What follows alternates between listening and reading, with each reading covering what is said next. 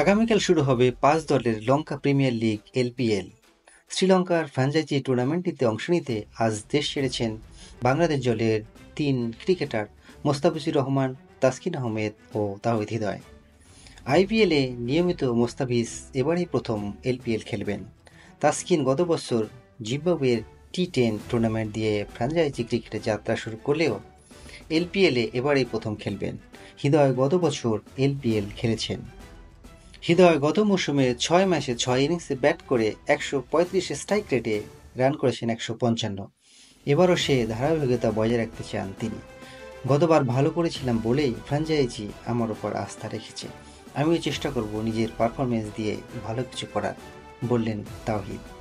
বিশ্বকাপ খেলে আসা বাংলাদেশের আরও অনেকেরই আগামী ১ মাস ফ্র্যাঞ্চাইজি ক্রিকেটে দেখা যাবে। সাকিব আল হাসান খেলবেন যুক্তরাষ্ট্রের মেজর লিগ ক্রিকেটে। কানাডার গ্লোবাল টি-20তে শরীফুল ইসলাম, মোহাম্মদ সাইফুদ্দিন ও রিশাদ হোসেন। এলপিএল চলবে ২১ জুলাই পর্যন্ত। যুক্তরাষ্ট্রের এমএলসি টি-20 শুরু হবে আগামী ৫ জুলাই, চলবে ২৯ জুলাই পর্যন্ত। কানাডার গ্লোবাল টি-20 ২৫ জুলাই শুরু হয়ে শেষ হবে ১১ আগস্ট।